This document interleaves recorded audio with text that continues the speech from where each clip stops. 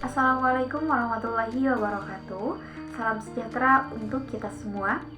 Perkenalkan, nama saya Fitri Lestari dengan NIM 8820124045. Pada kesempatan kali ini, saya akan membahas materi mengenai Bahasa dan Sastra tahun 1945 sampai 1975. Video ini dibuat untuk memenuhi salah satu tugas mata kuliah Sejarah Bahasa Indonesia yang diampu oleh Ibu Aprilia Adawiyah, SPD, FPD. Baiklah, tanpa berlama-lama lagi, mari kita mulai presentasinya. Pada pembahasan kali ini, kita akan membahas 3 poin penting tentunya.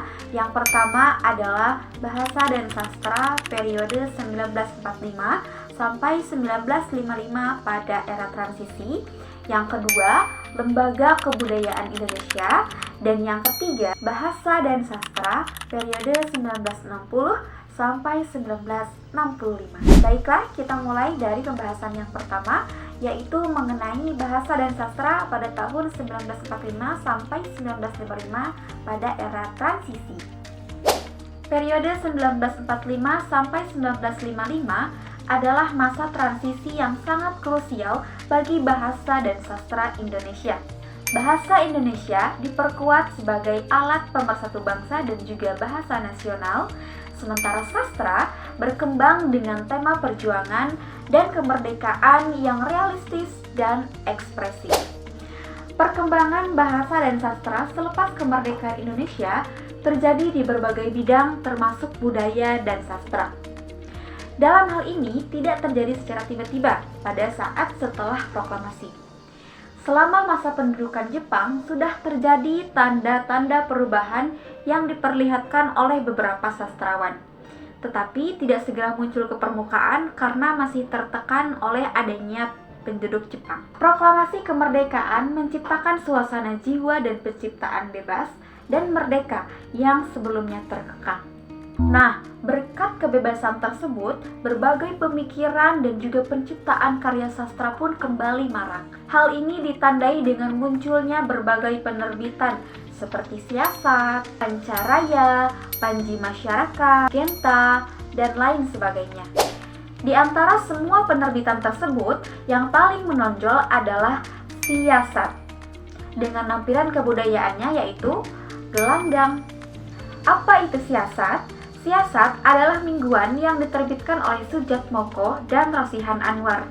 Dari sini pula lahirlah Lembaga Kebudayaan Rakyat atau biasa disebut Lekra, yang mana Lekra ini mendukung realisme sosial, berbeda dengan generasi gelanggang, yang mana generasi gelanggang lebih mendukung humanisme universal.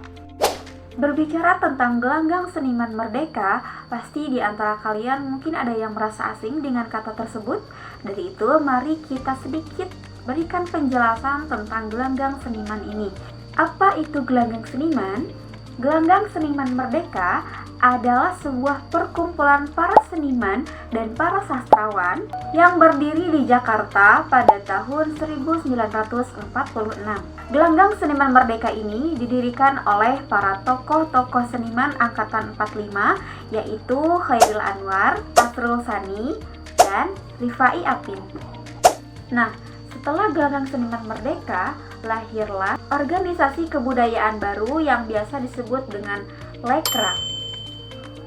Apa itu Lekra? Lekra adalah singkatan dari Lembaga Kebudayaan Rakyat. Lekra didirikan pada tanggal 17 Agustus 1950 oleh tokoh-tokoh seperti D.N. Aidit, Nyoto, M.S. Ashar, dan A.S. Darta.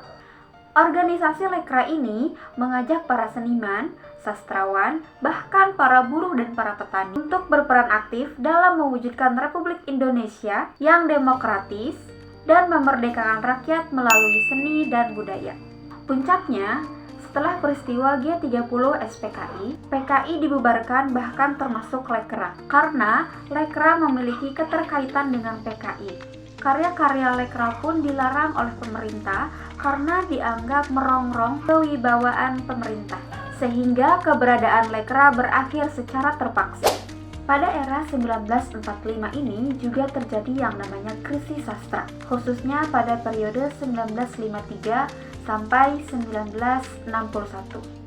Krisis sastra pada era ini merujuk pada perdebatan dan persepsi para sastrawan dan intelektual Indonesia mengenai kondisi kesusastraan pasca kemerdekaan. Adapun di antara faktor utama yang menyebabkan terjadinya krisis sastra diantaranya adalah karena wafatnya Chairil Anwar pada tahun 1949. Karena wafatnya Chairil Anwar pula, hilanglah rasa semangat kepeloporan dalam dunia sastra, terutama di kalangan gelanggang seniman yang dulunya sangat aktif dan inovatif. Baiklah, kita lanjutkan ke poin yang kedua, yaitu Lembaga Kebudayaan Indonesia. Lembaga Kebudayaan Indonesia adalah organisasi atau wadah yang berperan untuk membantu mengembangkan, membina, dan melestarikan kebudayaan nasional Indonesia.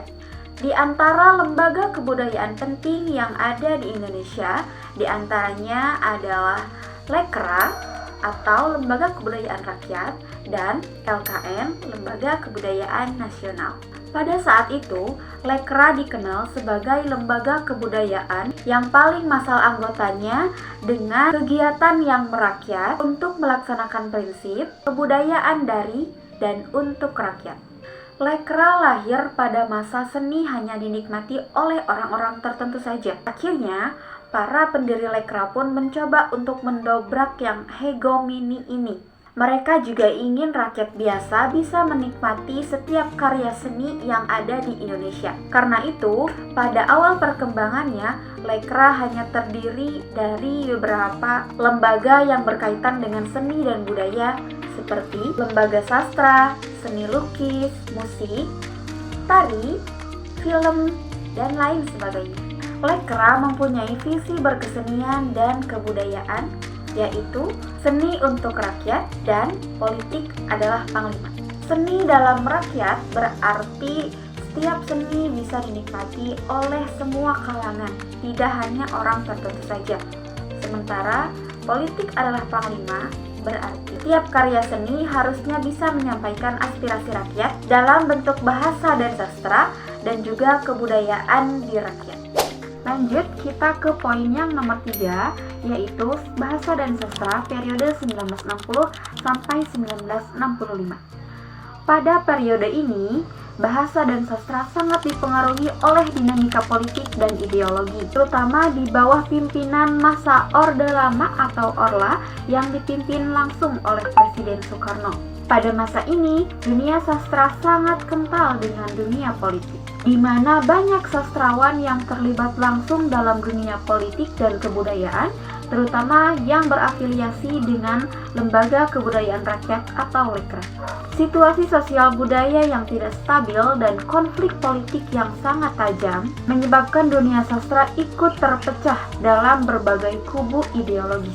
Baiklah, mungkin itu saja yang dapat saya sampaikan. Terima kasih atas perhatian dan juga waktu yang telah diberikan. Semoga apa yang saya sampaikan dapat bermanfaat dan menambah wawasan kita semua. Amin ya rabbal alamin. Terima kasih. Wassalamualaikum warahmatullahi wabarakatuh.